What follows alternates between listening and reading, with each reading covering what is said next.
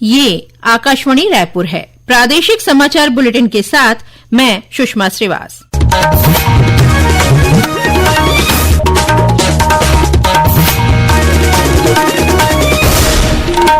और अब पेश है आज के मुख्य समाचार। राज्य के शासकीय विद्यालयों में मुख्यमंत्री शिक्षा गुणवत्ता अभियान चलाया जाएगा। राज्य मंत्रिमंडल ने लिया निर्णय। बीजापुर जिले में करीब 21 दिनों तक चल रहे माओवाद विरोधी अभियान में 31 नक्सली मारे गए। न्यायमूर्ति भूषण रामकृष्ण गवई ने आज भारत के 52वें मुख्य न्यायाधीश के रूप में शपथ ली। और ऑपरेशन सिंदूर की सफलता के बाद रायपुर में निकाली जा रही है तिरंगा यात्रा। मुख्यमंत्री हो रहे हैं शामिल। अब समाचार विस्तार से। मुख्यमंत्री विष्णुदेव साय की अध्यक्षता में आज मंत्रालय में राज्य मंत्रिमंडल की बैठक हुई। बैठक में लिए गए फैसलों की जानकारी देते हुए उप मुख्यमंत्री अरुण साव ने बताया कि मंत्रिपरिषद ने राष्ट्रीय शिक्षा नीति के तहत राज्य के शासकीय विद्यालयों में मुख्यमंत्री शिक्षा गुणवत्ता अभियान का संचालन करने का निर्णय लिया है।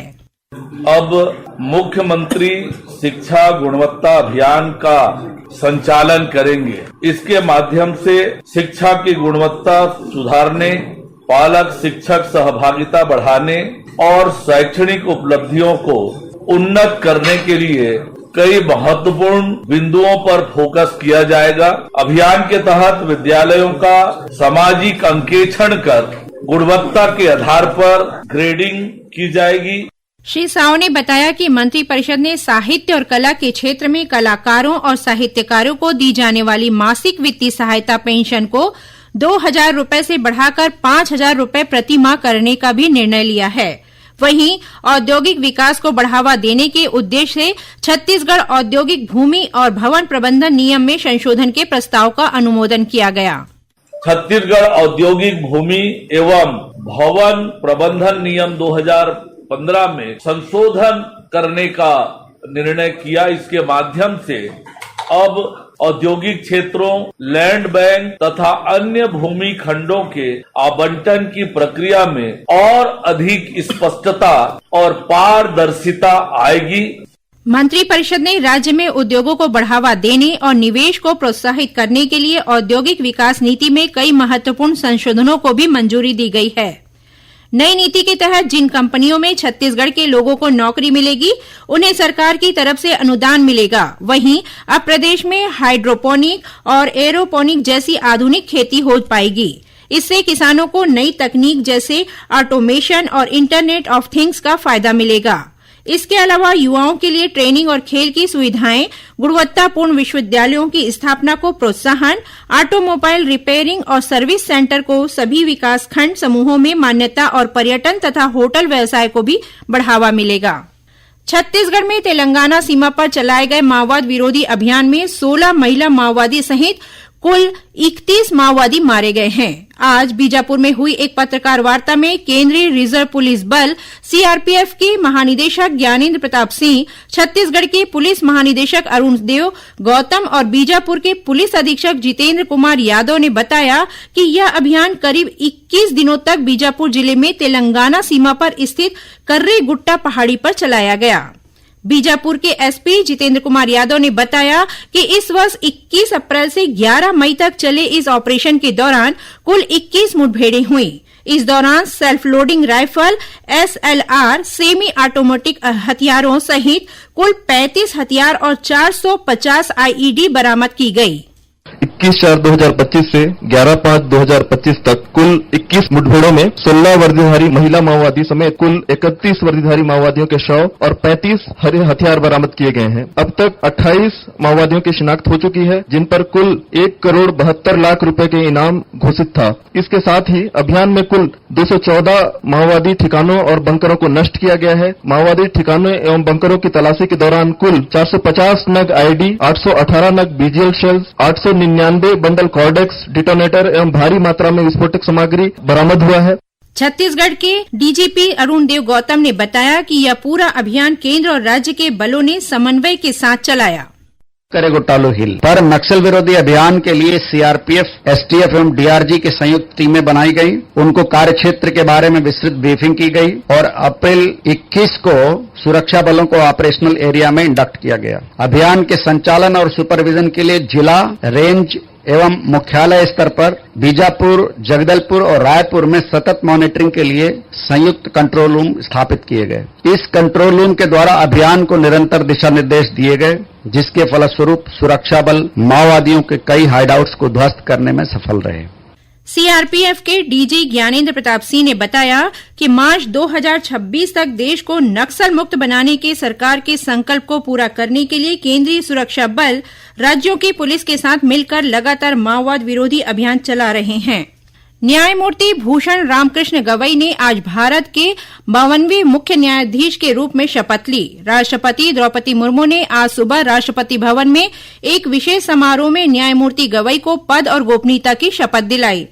न्यायमूर्ति गवई ने न्यायमूर्ति संजीव खन्ना का स्थान लिया है, जिनका कल कार्यकाल समाप्त हो गया था। शपथ ग्रहण समारोह में उपराष्ट्रपति जगदीप धनखड़, प्रधानमंत्री नरेंद्र मोदी, कई केंद्रीय मंत्री और सर्वोच्च न्यायालय के न्यायाधीश सहित कई गणमान्य उपस्थित थे। प्रादेशिक समाचार आप आकाशवाणी रायपुर से सुन रहे हैं और अब आगे बढ़ते हैं बाकी के समाचारों की ओर। मुख्यमंत्री विष्णुदेव साय ने आज नवा रायपुर स्थित आदिम जाति अनुसंधान और प्रशिक्षण संस्थान में जनजाति संग्रहालय का लोकार्पण किया। यह प्रदेश का पहला जनजाति संग्रहालय है जो जनजाति संस्कृति और परंपराओं पर आधारित है। कार्यक्रम में मुख्यमंत्री ने आदिम जाति विकास विभाग के नवनियुक्त 300 छात्रावास अधीक्षकों को नियुक्ति पत्र वितरित किए। वहीं जेईई में मेंस में चयनित प्रयास आवासीय विद्यालय के 122 विद्यार्थियों का सम्मान भी किया। लगभग 9 करोड़ रुपए की लागत से निर्मित इस संग्रहालय में जनजाति संस्कृति की झलक देखने को मिलेगी। संग्रहालय में डिजिटल और एआई तकनीक के माध्यम से जनजाति संस्कृति का प्रदर्शन किया जाएगा। संग्रहालय में कुल 14 गैलरियां हैं, जिनमें जनजाति जीवन शैली के सभी पहलुओं का बहुत ही खूबसूरत ढंग से जीवन प्रदर्शन किया गया है। राज्य शासन ने कुम्हारी नगर पालिका के मुख्य नगर पालिका अधिकारी नेतराम चंद्राकर को निलंबित कर दिया है। गौरतलब है कि उप मुख्यमंत्री अरुण साव ने बीते 9 मई को कुम्हारी नगर पालिका का औचक निरीक्षण किया था। इस दौरान श्री साव ने अपूर्ण दस्तावेजों, रिकॉर्ड संधारण और कार्यों में लापरवाही बरतने पर सीएमओ को फटकार लगाई थी।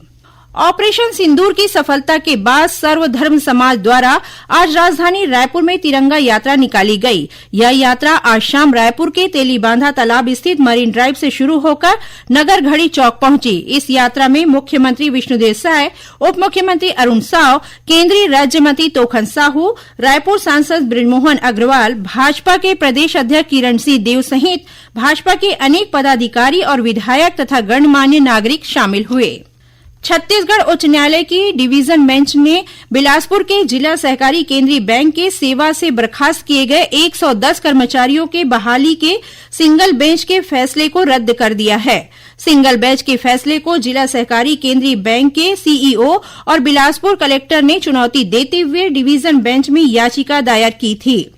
गौरतलब है कि इस बैंक के तत्कालीन अध्यक्ष देवेंद्र पांडेय के कार्यकाल में बैंक में वर्ष 2015 में भर्ती के नाम से अनियमितता के आरोप लगे थे, जिसकी शिकायत की गई थी। जांच के लिए गठित कमेटी ने कार्रवाई की अनुशंसा की थी। इसके बाद बैंक के 110 कर्मचारियों को बर्खास्त करने का आदेश जारी किया गया था। संस्कृति विभाग द्वारा रायपुर के महंत घासीदास स्मारक संग्रहालय परिसर में कल 15 मई से पारंपरिक शिल्प और विविध कला प्रशिक्षण शिविर आकार का आयोजन किया जाएगा। 31 मई तक चलने वाला यह शिविर 2 पालियों में सुबह 7 से 10 बजे तक और शाम 5 से 8 बजे तक लगाया जाएगा। शिविर के दौरान फाइन आर्ट, नाटक, स्केचिंग, कैनवास पेंटिंग, जूट शिल्प, मेहंदी, गोदना, छत्तीसगढ़ी ज्वेलरी और ट्राइबल वुडन आर्ट सहित विभिन्न विधाओं में प्रशिक्षण दिया जाएगा।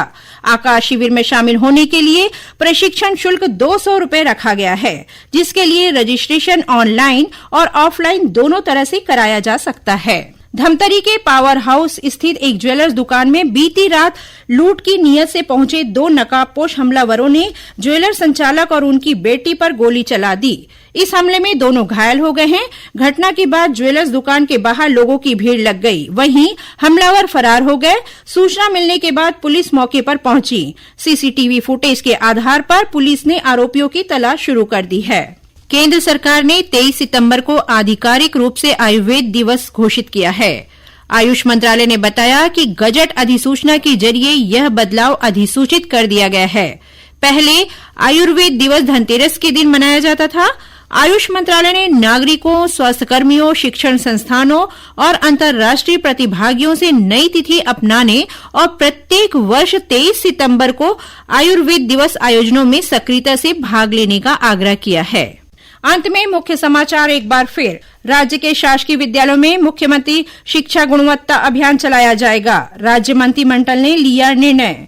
बीजापुर जिले में करीब 21 दिनों तक चले माओवाद विरोधी अभियान में 31 नक्सली मारे गए। न्यायमूर्ति भूषण रामकृष्ण गवई ने आज भारत के 52वें मुख्य न्यायाधीश के रूप में शपथ ली और ऑपरेशन सिंदूर की सफलता के बाद रायपुर में निकाली जा रही है तिरंगा यात्रा।